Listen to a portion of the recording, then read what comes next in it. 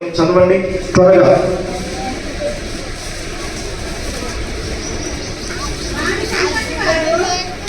అమ్మా చదువు. వాని సంతతి వారు భూమి మీద బలవంతులగుదురు, యథార్థవంతుల వంశపు వారు దీవించబడుదురు.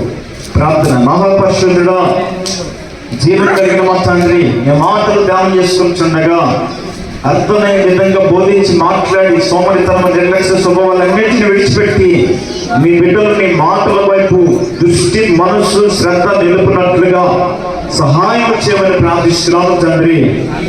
ఆమేన్, ఆమేన్. వారి సంతతి వారు భూమి మీద బలవంతులు అవుతారు. ఎవరి సంతతి? ఎవరు బలవంతులు అవుతారు? యెహోవాను స్తుతించే వాళ్ళు బలవంతులు అవుతారు. యెహోవా యందు భయము భక్తి కలిగిన వాళ్ళు బలవంతులు అవుతారు.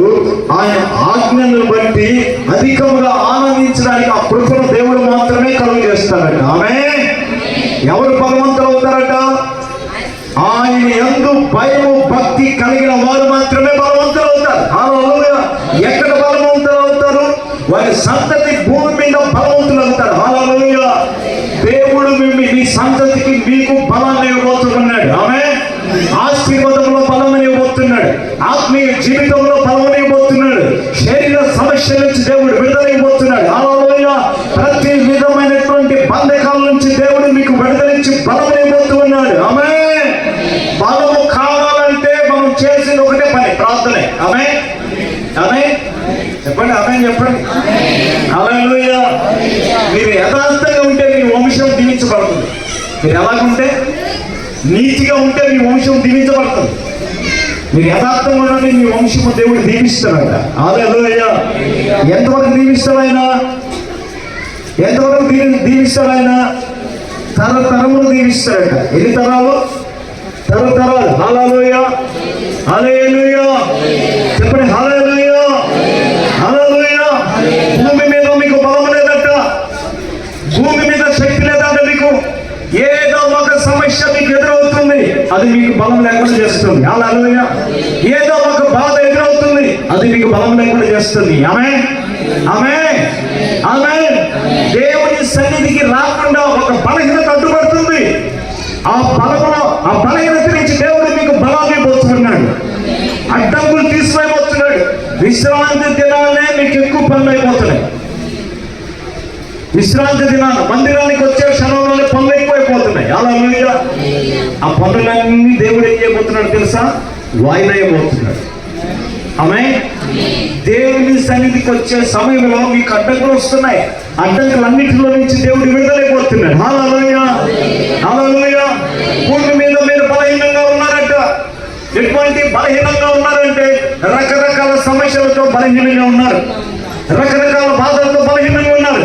ఇక్కడ చాలా మంది కూర్చున్నారు. నా దేవుడు చెప్తున్నాడు, బలహీనంగా ఉన్నవారులారా, దేవుడు మీకు ఆదరణ కలగజేయబోతున్నాడు. దేవుడు మీకు మార్గం చూపించబోతున్నాడు. దేవుడు మీకు ఆలోచన ఇవ్వబోతున్నాడు. హల్లెలూయా. నీది కానిది నీది అయినది, ఆమేన్, వాళ్ళది కానిది నిన్ను దోచుకుంటున్నారు కదా, వాళ్ళ విషయంలో దేవుడు నిన్ను విడిపించబోతున్నాడు. ఆమేన్. నీదైనది వాళ్ళది కానిది, వాళ్ళు మీ మీద దాడి చేస్తున్నారు, ఆ విషయంలో దేవుడు మీ పట్ల కార్యం చేయబోతున్నాడు, అద్భుతం చేయబోతున్నాడు. యేసు దేవుడు అద్భుతం చేయబోతున్నాడు. యేసు దేవుడు మేలును జరిగించబోతున్నాడు. యేసు దేవుడు బలహీనంగా ఉన్న మీ జీవితాల్లో దేవుడు బలమైపోతున్నాడు. బలహీనంగా ఉన్న మిమ్మల్ని దేవుడు ధైర్యపరచబోతున్నాడు. బలహీనంగా ఉన్న మీకు శక్తిని ఇవ్వబోతున్నాడు. బలహీనంగా ఉన్న మీకు దేవుడు దైవికమైనటువంటి ఆలోచన కూడా దేవుడు మిమ్మల్ని నడిపించబోతున్నాడు. హల్లెలూయా. యథార్థవంతుల వంశము దీవించబడుతుంది. హల్లెలూయా. మీరు మారితే మీ నోటి ప్రవర్తన, మీ క్రియలన్నీ మార్చుకుంటే మీ వంశము దీవించబడుతుంది. ఆమేన్, ఆమేన్. వంశం అంటే మీ పిల్లలు దీవించబడతారు, వాళ్ళ పిల్లలు దీవించబడతారు. భూమి మీద ఏది బలమో తెలుసా? నువ్వు ఆశ్చర్యకరంగా ఉండడమే బలం. దేవుడు నిన్ను ఏకమైన స్థితిలో ఉంచడానికి పిలవలేదు, దరిద్రపు స్థితిలో ఉంచడానికి పిలవలేదు. హల్లెలూయా, హల్లెలూయా, హల్లెలూయా. నన్ను ఒక వ్యక్తులు భోజనానికి పిలిస్తే వెళ్ళాను. ఆమేన్. వాళ్ళ వంశం ఎలా ఉందంటే చాలా డేంజర్గా ఉంది. హల్లెలూయా. భోజనంకి రమ్మంటే వెళ్ళాం. ప్రభువా వెళ్ళు అంటే వెళ్ళొచ్చా అని అడిగాను. వెళ్ళు అన్నాడు. ఆమె వాళ్ళు ఎక్కడికి తీసుకెళ్ళారు తెలుసా? ఒక సిటీలో నుంచి స్టార్ట్ అయ్యారు. ఎండింగ్ లో చివరి లాస్ట్ వరకు సిటీ మొత్తం బయటికి తీసుకెళ్ళిపోయారు. బయటికి తీసుకెళ్ళిపోయి ఒక చెత్త కుప్ప వేసిన దాని మీద గుడిసేసుకున్నారు. హల్లెలూయా. అక్కడ చెత్త గిత్త అంతా అక్కడ పడేస్తారు. ఆ దాని మీద భయంకరమైనటువంటి స్మెల్ వస్తుంది. అక్కడ వాళ్ళు జీవిస్తారు. ఆమె అక్కడే వాళ్ళు బ్రతుకుతారు. అక్కడ భయంకరమైనటువంటి దుర్వాసన నిలబడలేరు. ఆమె అంత భయంకరమైనటువంటి స్థితిలో వాళ్ళు ఉన్నారు. వాళ్ళు నన్ను భోజనానికి పిలిచారు. ఆ స్మెల్ పిలుచుకుంటే భోజనం చేస్తావా? చెప్పండి, చేస్తావా? వాళ్ళు నన్ను ఆ గుడిసెలోకి తీసుకెళ్ళారు. ఆ ఊరు బయట ఆ ఊర్లో ఉన్నటువంటి చెత్త తీసుకొచ్చి ఊరు బయట పడేస్తే వాళ్ళు శుభ్రం చేసుకొని అక్కడ జీవిస్తున్నారు. స్థలంలో యొక్క బ్రతుకుతున్నారు అట్లా. ఆమె భోజనానికి పిలిచారు. వెళ్ళాను. ఆ గుడిసెలోకి తీసుకెళ్ళాను. వెళ్ళాను. వాళ్ళు చాలా మర్యాద చూపిస్తున్నారు. వాళ్ళు చాలా ప్రేమ చూపిస్తున్నారు. వాళ్ళ ప్రేమకు అక్కడ వస్తున్న స్మెల్స్ అంతా మర్చిపోయాను నేను. ఆమె అక్కడ వస్తున్న దుర్వాసన మర్చిపోయాను. వాళ్ళ ప్రేమలోనికి వాళ్ళ మాటలు, వాళ్ళ మాట్లాడే మాటలు చాలా యాసగా ఉంది. హల్లెలూయా. చాలా డిఫరెంట్గా ఉంది. ఆమె ఆ జాతి పేరు చెప్తే కులం పేరు చెప్పినట్టు అవుతుంది. కానీ వాళ్ళ భాష చాలా వేరుగా ఉంది. డిఫరెంట్గా బ్రతుకుతున్నారు. భోజనం పెట్టారు. ఆమె పాస్టర్ గారు మీ కొరకు ప్రత్యేకమైనటువంటి ఐటమ్స్ తెప్పించాను, తినండి అన్న. లేదండి నేను తినను అన్న. కొంచెం తినండి అన్న. వాళ్ళందరూ వచ్చి కొంచెం తినండి. సరే కొంచెం పెట్టండి అన్న. ఆమె ఇవి కోడి లోపల ఏమంటారు? ఇది బాగుంది. సమయ ఉలవకాయలు. ఆమె ఉలవకాయలన్నా? ఆమె లివర్ లాగా ఉంటుంది. దాంట్లో అది ఇది ఉంటుంది కదా, చెత్త బాత్రూమ్ అది కోడి అవన్నీ మేత అన్ని దాంట్లో ఉంటాయి. ఆమె కావాలి. అది తీసుకొచ్చి వంట చేశారు. ఆమె అది తీసుకొచ్చి వంట చేస్తే దాని మీద ఇలా చర్మం ఉంటుంది. దాన్ని తీయగానే అది ఊడిపోయి క్లియర్గా కొత్తగా నీట్గా అయిపోతుంది. ఈ ఉలవకాయ అలాగే దాని మీద ఉన్నటువంటి ఫుడ్ అవన్నీ గలీజ్ అంతా పక్కకు పోయి ఆ పేపర్లో ఉంటుంది తీసేస్తారు. వాళ్ళు ఒక పేపర్ తీయాలి. అదే నాకు వేసారు. నేను పడుతున్నాను. పేపర్లు మొత్తం అలాగే ఉన్నాయి. దేవుడు అంటున్నాడు, ప్రభువా ఇంత ఘోరంగా ఉంది, నేను తినలేనయ్యా. తినలేకపోతే అంటే తినాలి, దాన్ని తీసుకొని తినని చెప్తున్నాడు ఆయన. ఆమె అట్లా ప్రేరేపిస్తున్నాడు నాకు. ఆ తర్వాత వాళ్ళు వేసిన ఉలవకాయలు వాళ్ళు వాటర్ పెడుతుంటే ఆ గ్లాసులు కూడా చాలా బాగున్నాయి. ఆమె మనం ఎక్కువగా వారి పడేసినటువంటి గ్లాసులు అది లోయ. మరి వాళ్ళకున్న స్థితి అటువంటిది. మరి ఏం చేద్దాం? ఆ గ్లాసులు తీసుకుని శుభ్రంగా కడిగి ఆ గ్లాసులో వాటర్ పోసి ఆమె చెప్పండి హల్లెలూయా. హల్లెలూయా. అది పెట్టారు. పెట్టిన తర్వాత ఆ చర్మం తీసేసుకొని ఆ ఉలవకాయ తిన్నాను. ఆమె ఆ అన్నం తిన్నాను. ఆమె ఆ అన్నం చాలా మంచి రేటుతోనే బియ్యం తెచ్చారు. చాలా కష్టంతో తెచ్చారు. హల్లెలూయా. వాళ్ళ ప్రేమ అటువంటిది. అది తెచ్చారు. ఆ ఉలవకాయలు తీసుకొని తింటా ఉంటే వాళ్ళు అనుకుంటున్నారు, అయ్యగారు మీరు తినరా అన్నారు. నేను తిన్నానండి, అది ఒలుసుకొని తింటున్నాను. కూర్చో అందరూ ఒలవన్నారు. హల్లెలూయా. నేను తినే తిండికి అందరూ ఒలవాలన్నారు. ఆమె అలా అందరూ ఉంటారు. ఆమె అది తీసి పెట్టారు. నేను ప్రార్థన చేశాను. వాళ్ళు ఏమడిగారు తెలుసా? అన్నం అయిపోయిన తర్వాత భోజనం చేసిన తర్వాత వచ్చే సమయంలో అడిగారు వాళ్ళు. ఒంగోలు, ఆ ప్రాంతం ఒంగోలు. అయ్యా భూమి మీద చాలా బలహీనలు. ఆమె ఎటువంటి బలహీనం తెలుసా? పేదరికంతో చూశారు కదా, నీకు పెట్టిన గ్లాసు వాళ్ళు ఇస్తే తెచ్చుకొని తెచ్చిపెట్టామయ్యా. ఇంకొకసారిగా మీరు వస్తే మేము ఓన్గా కొనుక్కున్న అటువంటి వస్తువులు ఉండాలి. మేము అంత బలహీనంగా అంత దరిద్రపు జీవితాన్ని జీవిస్తున్నాం. ఇదిగో మాకు తెలుసు మీకు ఈ స్మెల్ పడదని, కానీ ఈ స్మెల్ భరించి మా కోసం మీరు తిన్నారు. ఈసారి మీరు వచ్చేసరికి దేవుడు మమ్మల్ని బలవంతులుగా చేసేటట్టుగా ప్రార్థన చేసి వెళ్ళండి అయ్యా అన్నాడు. ఆమె ఈసారి మీరు వచ్చేసరికి మమ్మల్ని బలవంతులుగా చేసి వెళ్ళండి అయ్యా అని చెప్పారు. హల్లెలూయా. చాలా దుఃఖంతో ప్రార్థన చేశారు. సేవకుని యొక్క తూలి ఆ కుటుంబానికి ఆశీర్వాదకరంగా మారుతున్నాడు కదా. నేను కళ్ళతో చూడాలి ఈ తూలి వాళ్ళ కుటుంబానికి ఆశీర్వాదకరంగా మారాలని.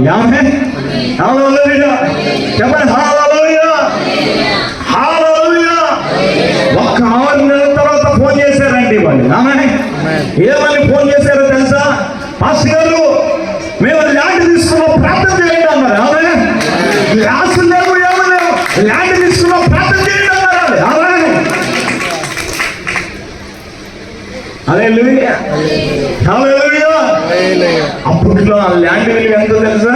1,00,000 ఉన్నారు. 1,00,000 ఉన్నారు. ఈ డబ్బులు ఎక్కడి నుంచి వచ్చాయి అని అడిగాను. దేవుడు మీరు ప్రార్థన చేసిన తర్వాత ఈ ధూళి ఆశీర్వాదకరంగా మార్చండి అన్నారు కదా. ఈ ధూళి మమ్మల్ని ఈ స్మెల్ మమ్మల్ని ఆశీర్వాదంగా పరిమళ వాసనగా మార్చేసింది అన్నారు. 6 నెలల తర్వాత ఇంట్లో నుంచి అనామేడిగా బయటకు వస్తూ ఉంటేనంట వాళ్ళు అనుకోకుండా ఒక కాలు కింద గట్టిగా తగిలిందంట. ఒక మూట గట్టిగా తగిలిందంట కాలు కింద. అది ఇట్లా తగిలితే ఆ మూటను తీసి విప్పదీస్తే మొత్తం బంగారమే చేయిలో ఉన్నాయంట, ఉంగరాలు చేయిలో ఉన్నాయంట. మేము ఇంకా ఇల్లు కట్టుకోబోతున్నాం పాస్టర్ గారు, ప్రార్థన చేయాలి మీరు అన్నారు. దేవుడు చేయగలిగిన దేవుడు, బలవంతుడిగా చేయగలిగిన దేవుడు. నీకు దరిద్రం ఉన్నా సరే నువ్వు యథార్థంగా బ్రతుకో. నీకు బలహీనత ఉన్నా సరే నువ్వు యథార్థంగా బ్రతుకు. దేవుడికి నచ్చే బ్రతుకు నువ్వు బ్రతుకుతే చాలంతే. ఆయన నేను పెంట కుటుంబం నుంచి లేవనెత్తేస్తాడు, దరిద్ర స్థితిలో నుంచి లేవనెత్తేస్తాడు. అంత శక్తి కలిగిన జీవం కలిగిన దేవుడు ఆయన. ప్రతి మనిషిని గమనిస్తున్న దేవుడు ఆయన. ప్రతి ఒక్క హృదయంలో ఉన్నటువంటి వ్యాధన నీతో ఉన్న వాళ్ళు చూసి చూడకుండా వెళ్ళవచ్చు, కానీ దేవుడు మాత్రం నువ్వు చూసి వెళ్తున్నాడు. ఎందుకు చూసి వెళ్తున్నాడు తెలుసా?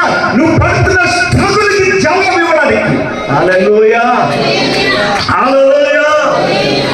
వాళ్ళు అన్నారు, పాస్టర్ గారు ల్యాండ్ తీసుకున్నాం, ఇప్పుడు ఎంత ఉంటుందో నాకు ఆ అమౌంట్కి చెప్పలేదు. ఒక 13-15 సంవత్సరాల క్రితం. ఇప్పుడు ఆ ల్యాండ్ కోట్లలోనే ఉంటుంది అనుకుంటున్నాయి, మెయిన్ రోడ్డుకే ఉంటుంది. హల్లెలూయా. చెప్పండి హల్లెలూయా. బలవంతులుగా చేస్తారు. ఊరు తిరుగుతూ జాతకం చెప్పుకోవడానికి ఇక్కడికే ఈ మందిరానికి వచ్చిన ఒక తల్లి అడిగిందంట, ప్రభువా ఏ మందిరానికి వెళ్ళాలి అని అడిగిందంట. గుట్ట మీద ఒక మందిరం ఉంటుంది, అక్కడికి వెళ్ళాలని చెప్పారంట. వాళ్ళు ఏ జాతకాలు చెప్తారో తెలుసా? చిలక అది ఉంటుంది, పంచాంగం అది చెప్తారంట వాళ్ళు. ఆ జాతకాలు చెప్పుకుంటూ వచ్చే వాళ్ళు ఉండే ప్రాంతం వరంగల్. వాళ్ళు ఉన్న ప్రాంతం వరంగల్ నుంచి వచ్చేవాళ్ళు. ఆ తల్లి ఏ మందిరానికి వెళ్ళాలి, విశ్రాంతి దిన ఏ ఒక్క రోజు కూడా దేవుని సన్నిధిలో ఉండకుండా ఉండే రోజు నాడు లేదయ్యా. ప్రతి విశ్రాంతి దినం దేవుని సన్నిధిలో ఉంటారు. ఈ ధర్మాల ప్రాంతానికి వచ్చిన ఏ మందిరానికి వెళ్ళాలి అని అడిగితే ఈ కొండ మీద ఉన్నటువంటి మందిరాన్ని చూపించారంటే దేవుడు.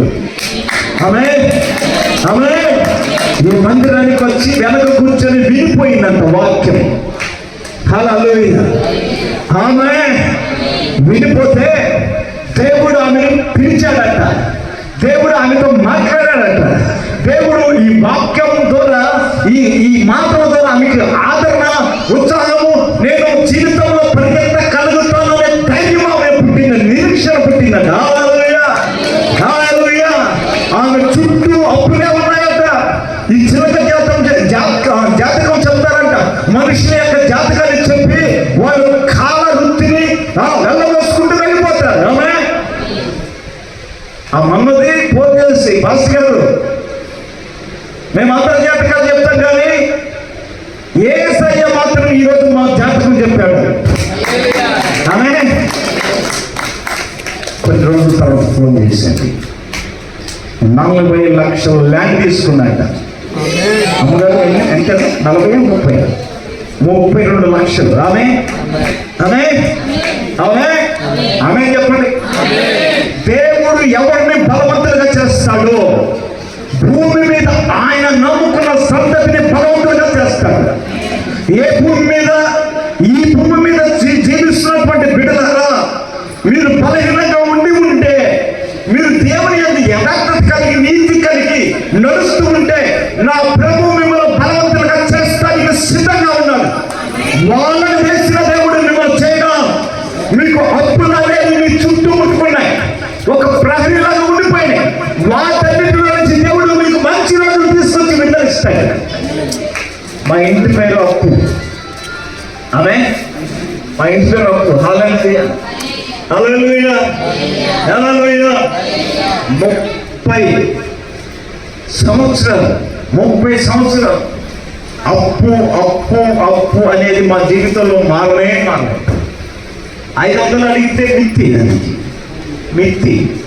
అమ్మో హల్లెలూయా. ఆ రోజులు తలుచుకుంటేనే ఇక మన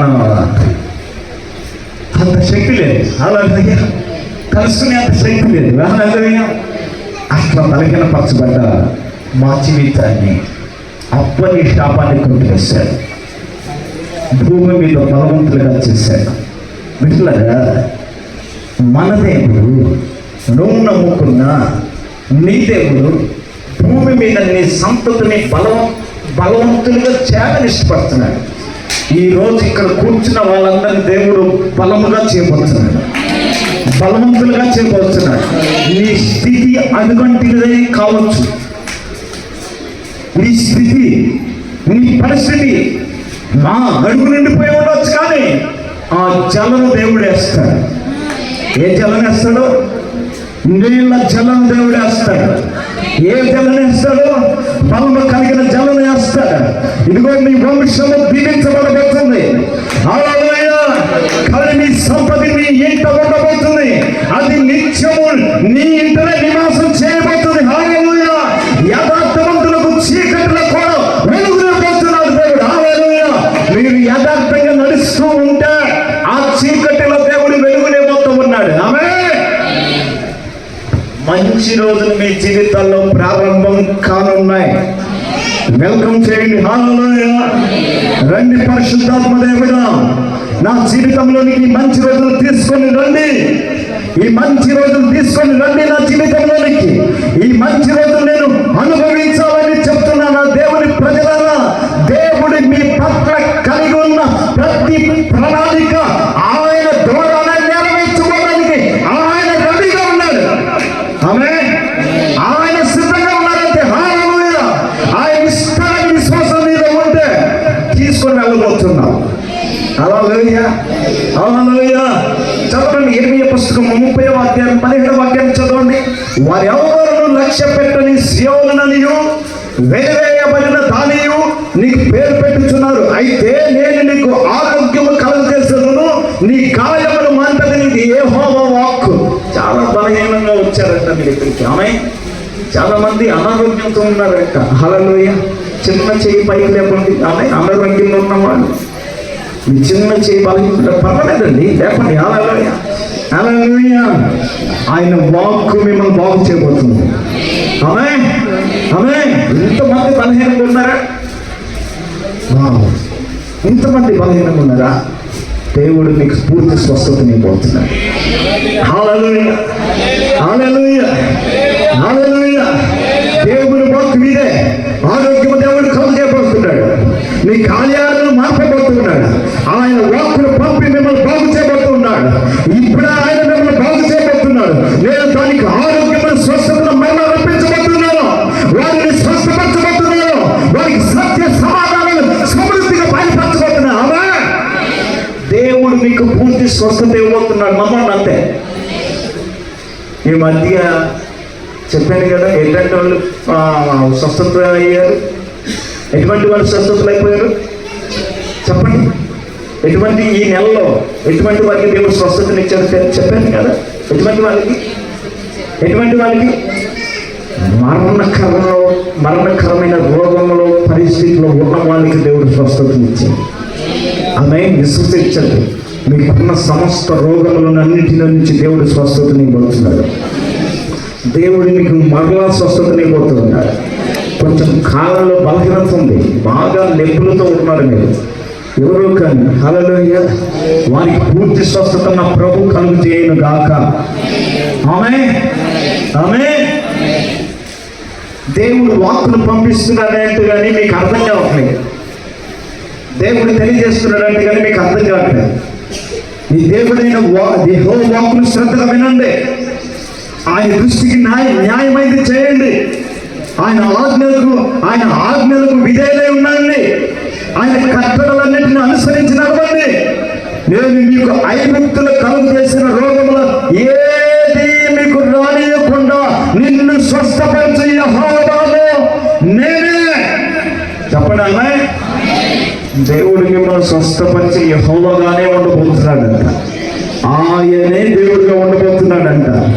ఆయనకే మీరు ప్రజలుగా ఉండబోతున్నారు. ఎవరికి ప్రజలుగా?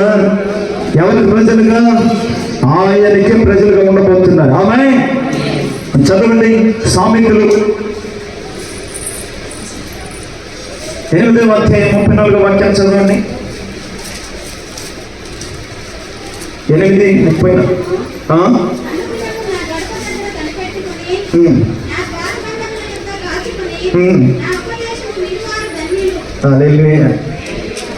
గడప దగ్గర కనిపెట్టుకోవడం అంటే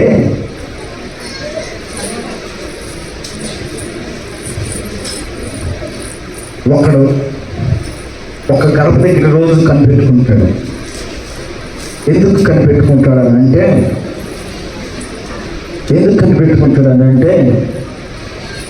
వాడు చిన్నతనం నుంచి ఆ గడప దగ్గరే ఉంటాడు.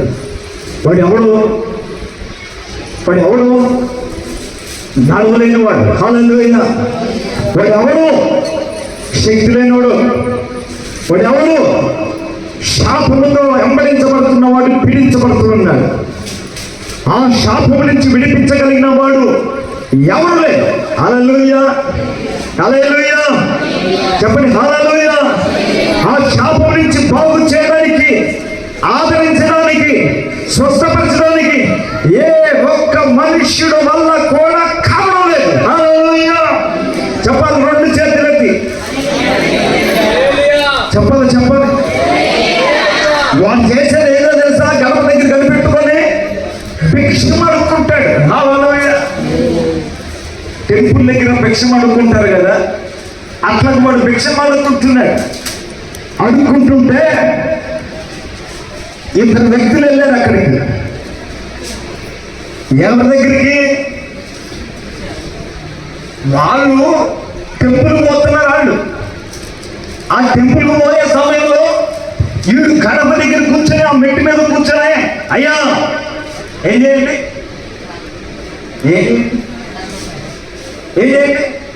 దానం చేయాలి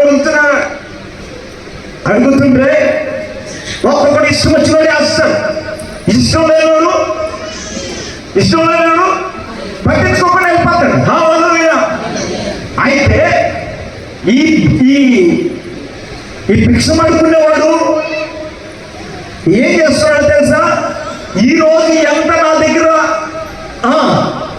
దానం చేసిన డబ్బులు ఎక్కువ అవుతాయి, ప్రతిరోజు వసూలు చేసుకుంటాడు, కౌంట్ చేసుకుంటున్నాడు భిక్షం అడుగుకునేవాడు. హల్లెలూయా. చెప్పండి హల్లెలూయా, హల్లెలూయా. 2 చేతులెత్తి బిగ్గరగా చెప్పండి. ఇంకొంచెం బిగ్గరగా చెప్పండి. ఇంకొంచెం బిగ్గరగా చెప్పండి. ఇంకొంచెం బిగ్గరగా చెప్పండి. ఇంకా బిగ్గరగా చెప్పండి. ఇంకా బిగ్గరగా చెప్పండి. ఇంకొంచెం బిగ్గరగా చెప్పండి. వాడు ఎప్పుడంటే పుట్టినది మొదలుకొని గుడ్డి బ్రతికేవాడిని. ఆ గుడ్డి బతుకులు అలవాటు పేదవాడికి స్వస్థపరచాలని వాడు ఆ పుట్టి బ్రతుకు నుంచి బాగుపడాలని వాడు కోరుకోవట్లేదు. ఏం కోరుకుంటాడంటే వాడు సంపదను కోరుకుంటున్నాడు అంతే, లేచి నడవాలని కోరుకోవట్లేదు. హల్లెలూయా. అంటే దాని అర్థం ఏంటంటే నన్ను లేచి నడిపించగలిగే శక్తి కలిగిన వాడు లేనే లేడనేస్తున్నాడు. ఆమె ఒక ముద్ర వేసేస్తున్నాడు. నేను చచ్చితేనే మరో జన్మ ఉంటే నా జీవితం మారచ్చు, లేకపోతే లేకపోతే వాడికి దానం చేయడం, లేకపోతే వచ్చే సంవత్సరం కుక్కలాగా పడుతావు, ఎలికలాగా పడుతావు అంటుంటారు కదా కొంతమంది. ఆమె ఈ జన్మే మీకు, వచ్చే జన్మ లేదు, ఇంకో జన్మ ఏంటంట, ఒక్క జన్మ, పంది జన్మ, ఇంకా నాకు తెలియదు ఎలుగు జన్మ ఇట్లాగా. చిన్నప్పుడు మా ఫ్రెండ్స్ అనేవాళ్ళు, ఒరే నేను చీమరాజు పుడితే ఏం చేస్తానో తెలుసా అనేవాళ్ళు. మా ఫ్రెండ్స్, నేను చీమరాజు పుడితే నేనేం చేస్తానో తెలుసా అనేవాళ్ళు.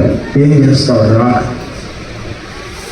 ఇప్పుడు ఈ సీమలు ఉన్నాయి కదా, ఆ సీమలో అప్పుడు మనుషులు అవుతాయంట. మా నాయన చెప్పాడు. ఏం చెప్పాడు? ఈ సీమలో అప్పుడు మనుషులు అవుతాయంట. ఇప్పుడు మనుషులుగా ఉన్న మనం సీమ అవుతాడు. నేను కానీ సీమ అయితే ఇప్పుడు వీళ్ళు ఎక్కడ గుర్తున్నారు, నేను అప్పుడు గుర్తాను అన్నాడు. ఆమె ఒకడేమన్నాడంటే, అరే నువ్వేమవుతారా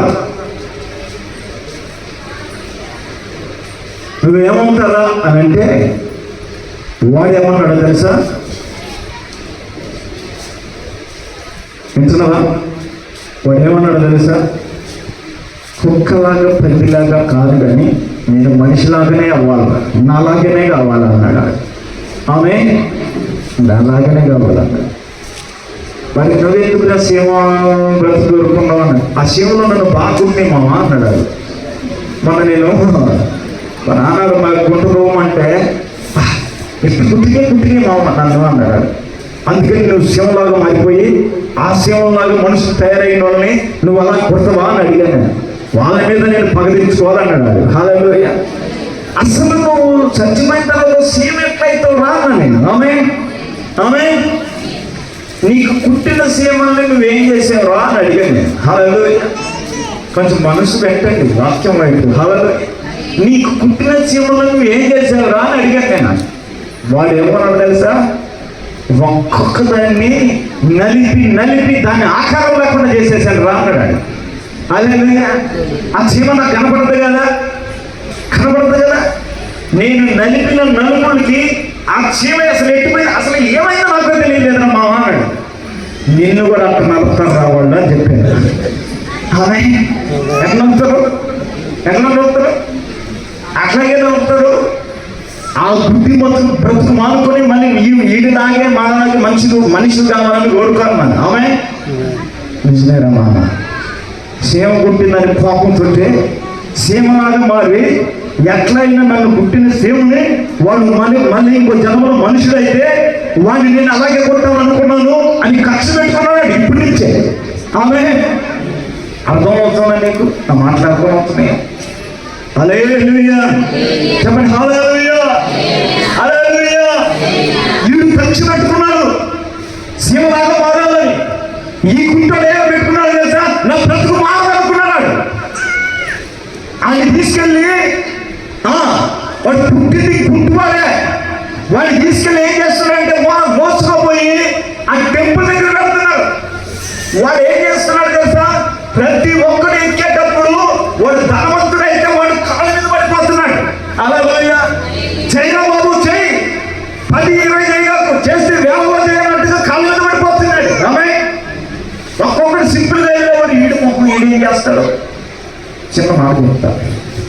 నేను స్టీపీలో ఒక హోటల్కి వెళ్ళాను. వాడు మమ్మల్ని పట్టించుకోలేదు. పోయి హోటల్కి ఎటువంటి హోటల్కి వెళ్ళాను తెలుసా? మంచి హోటల్కి వెళ్ళి హల్లెలూయా. ఇద్దరు వెళ్తే వాడు మాకు పరిచయం చేయట్లేదు. ఆమె అంత మమ్మల్ని తెచ్చుకోమంటున్నాడు. బిల్లు పే చేశాను, ఆ పేపర్ తీసుకొచ్చాను. అవునా? ఎవరైనా స్లిప్ తీసుకుపోతాడు అనుకుంటే వాడు తీసుకుపోతున్నాడు. హల్లెలూయా. మమ్మల్ని పట్టించుకోలేదు. పక్కనే బూటు బాట వేసి వచ్చాడు. అక్కడ అంత సెంటిమెంట్లు కొట్టుకునేసరికి సార్ అంటున్నారు. వాడి దగ్గరికి వెళ్ళాడు. నేను అబద్ధం చెప్పను, ఆయన కూడా ఉన్నది. ఆమె సార్ అనుకుంటే గమనించాను, అన్ని గమనిస్తున్నాను. సార్ అనుకుంటే ఏం కావాలి సార్? అది చూసుకోవాలి, ఇది పట్టుకోవాలి. వాళ్ళు తిని వెళ్ళేటప్పుడు టిప్ ఇస్తారంట. అర్థమవుతుంది నీకు? 5 రూపాయలు ఎంతో ఇస్తారు. 5 రూపాయలు అంతకన్నా ఇల్లే టిఫిన్ హోటల్ కదా అది. 10 రూపాయలు 20 రూపాయలు అంతకన్నా 5 రూపాయలు ఇస్తారు అనుకుంటున్నాను నేను. ఆమె